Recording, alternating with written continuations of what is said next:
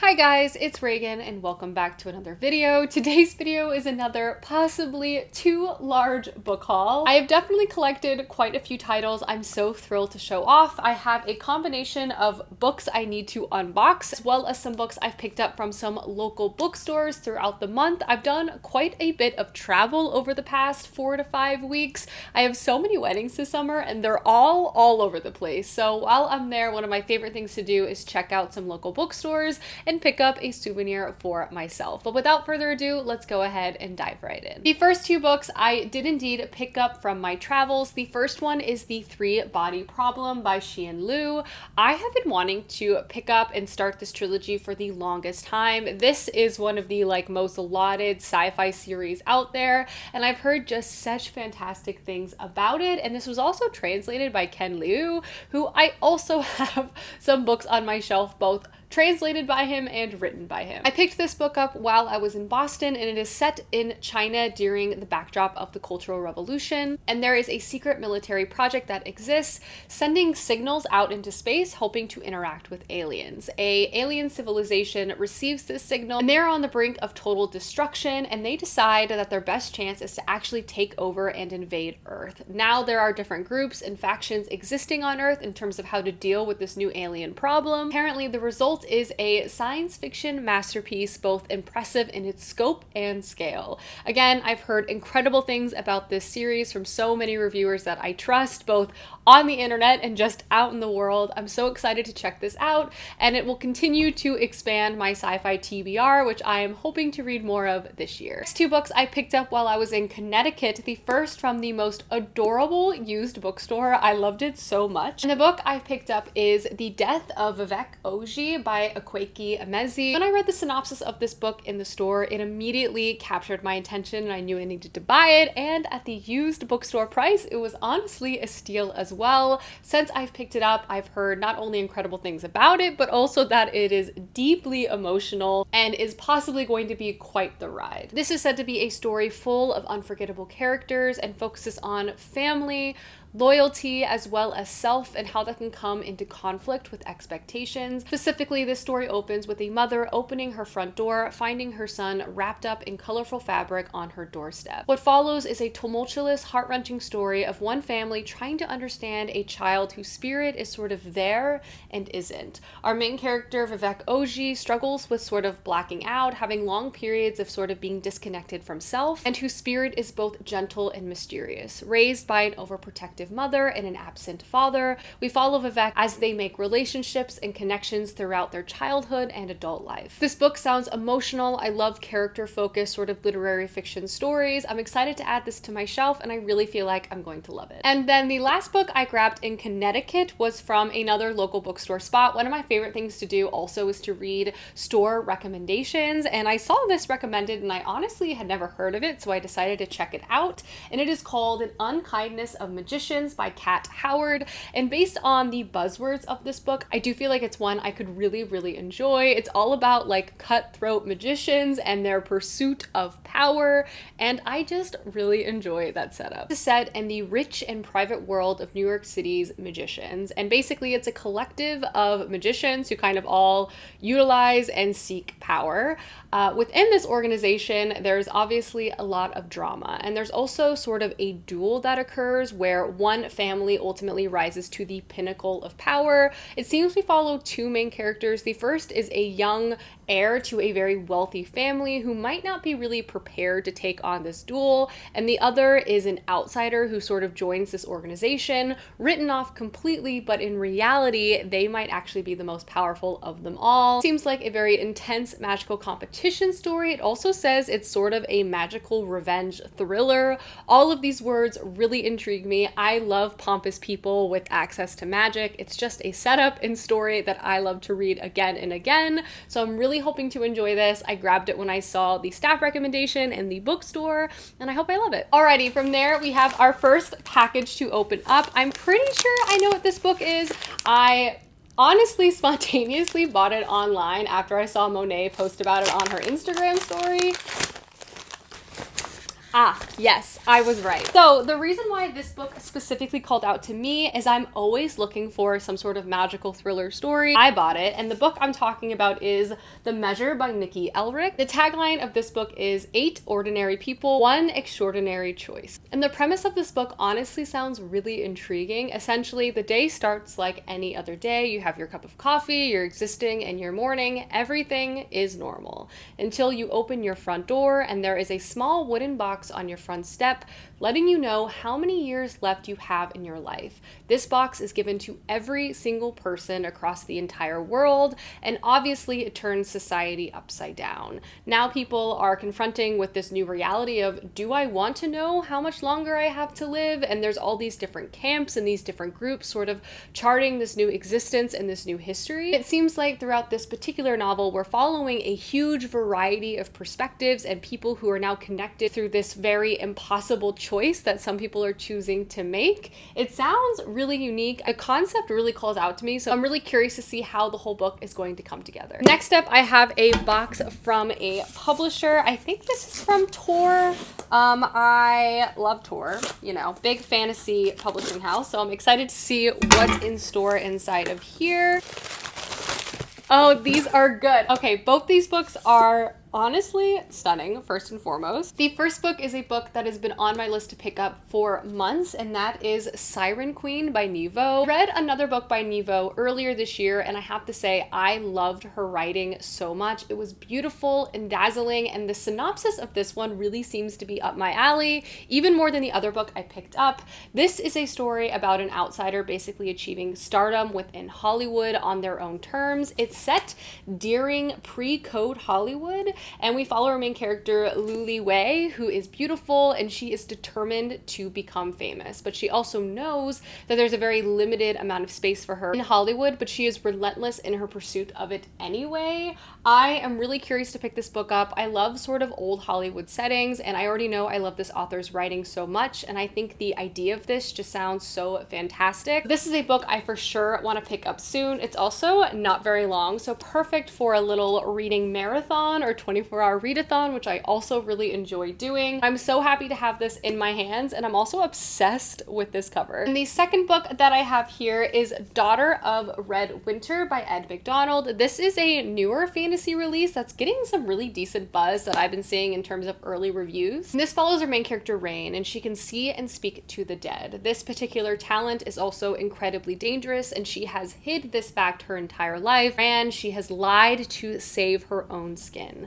At the beginning of the story, one spontaneous act of kindness might actually prove to be the most dangerous decision she has ever made in her life, because she helps a woman in the snow but discovers that she's actually run away from a citadel of very dangerous warrior magicians. And because this woman has stolen something, she knows that this group of magicians will stop at nothing to retrieve it, save herself, and also to find out more. She actually enters the citadel herself and disguises herself as one of the magicians and begins to discover that she might have like a hidden ability. This is book 1 to a new series. It sounds really intriguing. I love this sort of magical citadel. I also really appreciate any type of magic that has to deal with the dead, and this has both. So this book sounds really good, really creepy, might be a good fall winter read as well, so thrilled to add this to my shelf. Next, I spent some time at Half Price Books, which is always a dangerous place to go because they have great deals, a great selection. It's always really fun to go in a used bookstore and dig through because you just never know what you're going to find. The first book I picked up I've seen numerous times at used bookstores specifically, and it's also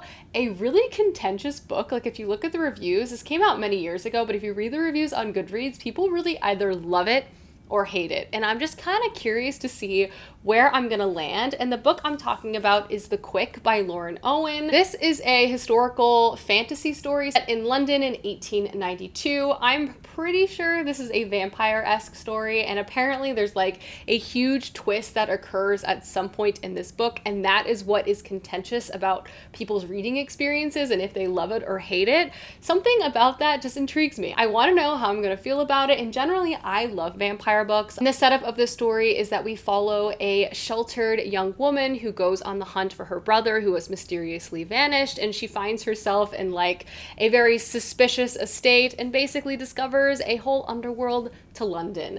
I am intrigued by that. I love vampires. I love sort of gothic tales. So I'm hoping there's some romance in this. I'm hoping it's brutal and bloody.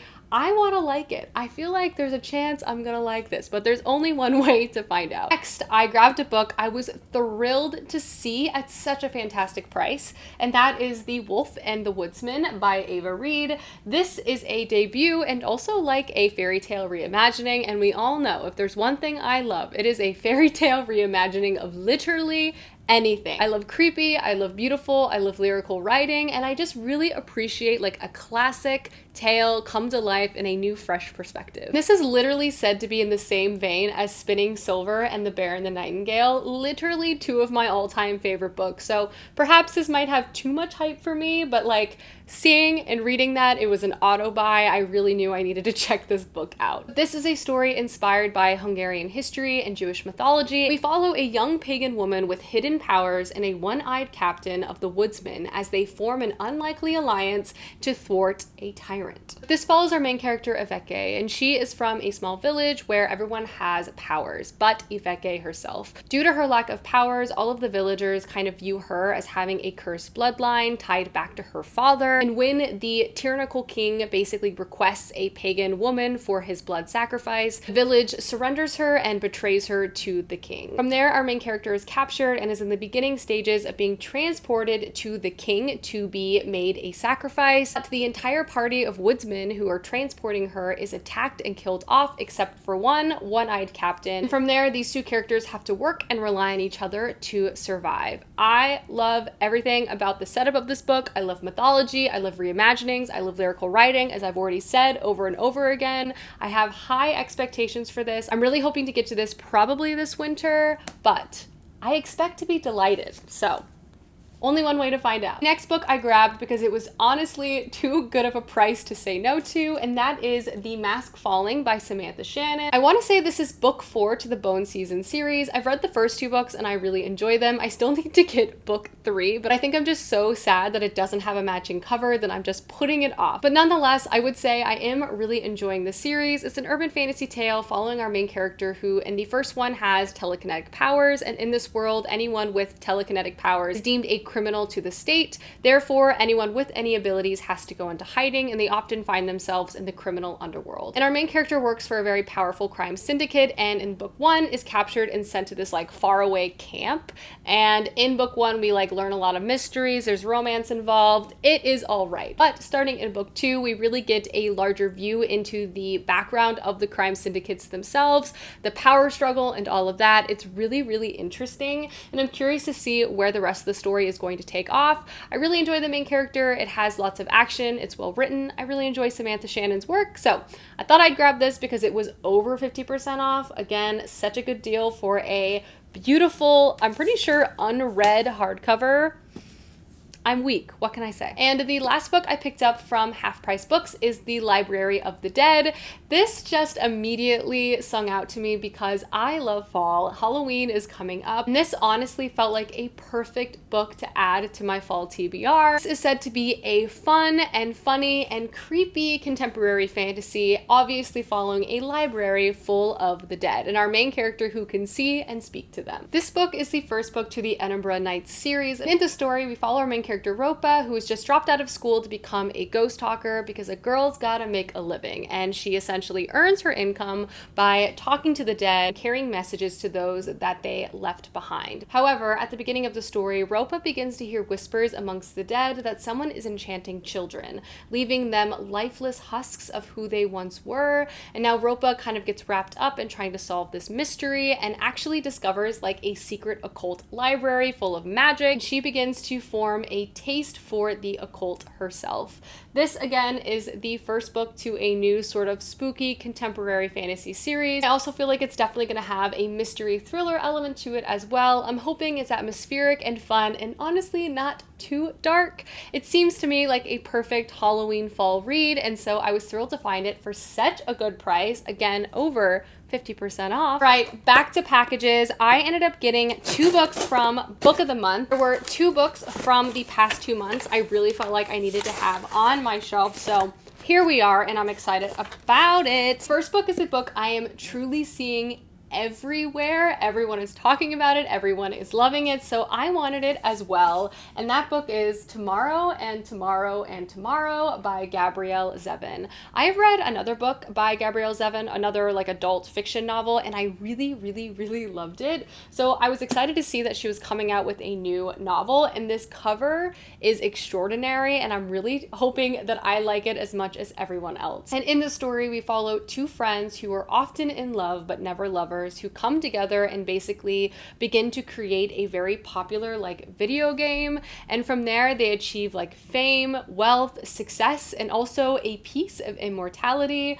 I really enjoy Gabrielle Zevin's writing. Particularly, I read the storied life of AJ Fickery, which was emotional, character focused. It's just truly a delight. So I'm hoping she brings that sort of fantastic character work to this as well, and I just fall in love with everyone. I also am really intrigued by the fact that this book sort of centers video games. I always think as a plot device that can be super interesting. Also, I just enjoy playing video games, so I think it's a cool element to add to the plot. This book also spans a time of over 30 years and takes place in many different cities as we follow these two characters through different moments of their life. I'm hoping it's full of love and tragedy and all of those things, and I can't wait to read it. Again, I've heard literally nothing but great things about it. And then the next book I picked up from Book of the Month is just a weird lyrical fantasy novel, which again is just always up my alley, and that is Small Angels by Lauren Owen.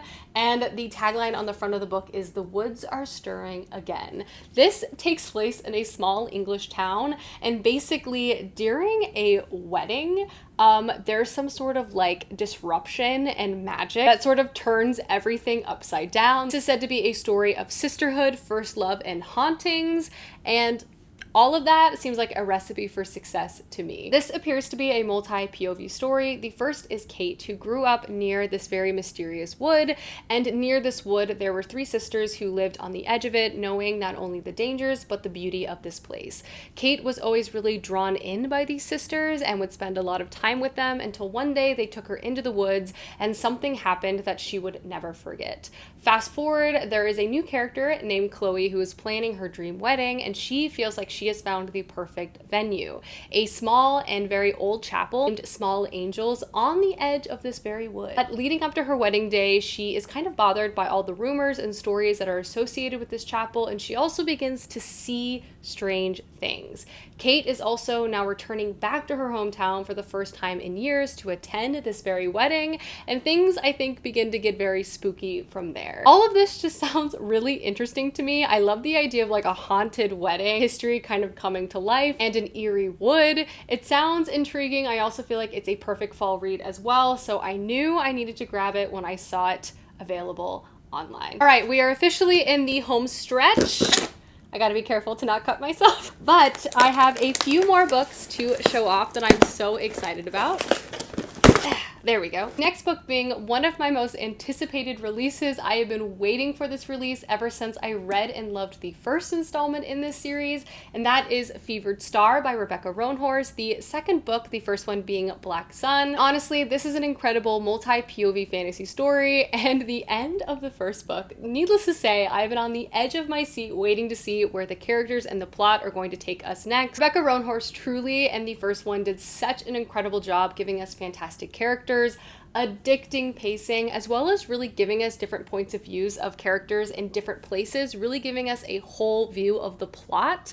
Specifically, I love the commentary and the inclusion of different religion and how that interacts with society, and how societies like changing perspectives and these sort of established religious structures. Specifically, in book one, we're following three main characters. The first is a recently promoted priest within this sort of religious tower that exists within the city. The next is a sea captain who has been hired to transport very precious cargo, but she has to make it arrive in this religious city of Tova before the eclipse occurs. Cargo itself turns out to be a man, and while she is told that he is harmless, she is not so sure. And then lastly, we follow that man who is being transported, and we get a view not only into their past, but also sort of the political conspiracy that they are involved in. The first one was riveting, it was fast-paced, and it was so fascinating to see all of these characters come together. I'm really looking forward to see how the plot is going to continue to evolve in book two. So obviously I bought this book immediately. And then the last book here is in this box. I already opened the box because I included it in a recent TBR, but I thought I would put it back, you know, for the fun of it. That book is The Daughter of Dr. Moreau by Silvia Moreno Garcia, one of my all-time favorite authors who has just come out with a new release in July, and needless to say, this was pre-ordered immediately. This is a dreamy reimagining of the island of Dr. Moreau set against the backdrop of 19th century Mexico. This also appears to be a multi-POV tale following characters living on the island as well as an outsider who has just arrived on the island, kind of unsettling everything around them. The first character we follow is Carletta Moreau, a young woman and daughter to the genius Dr. Moreau. She has grown up on a remote and luxurious estate, kept far away from the strife and conflict that is occurring on the Yucatan Peninsula. Next, we follow a character named Montgomery, who is the overseer of this island, has a tragic past he is running from, and also a propensity to alcohol, and he assists Dr. Moreau in his experiments. And then, of course, we also have the experiments themselves living on this island that are forced to blindly obey their creator and also live in the shadows. But when one of the sons of Dr. Moreau's patrons arrive on the island, this sort of balance that existed previously is absolutely shattered, and so is the tale of the Daughter of Dr. Moreau. This is said to be both a feat of historical fiction and a sci-fi tale. I truly don't feel like Silvia Moreno Garcia can do no wrong. I just love her book so much, so I'm so excited to pick this book up as well. Alrighty guys, that is my big book haul. Let me know down below some books you've picked up recently, as I would love to know, and I will see you soon with another video soon. Goodbye!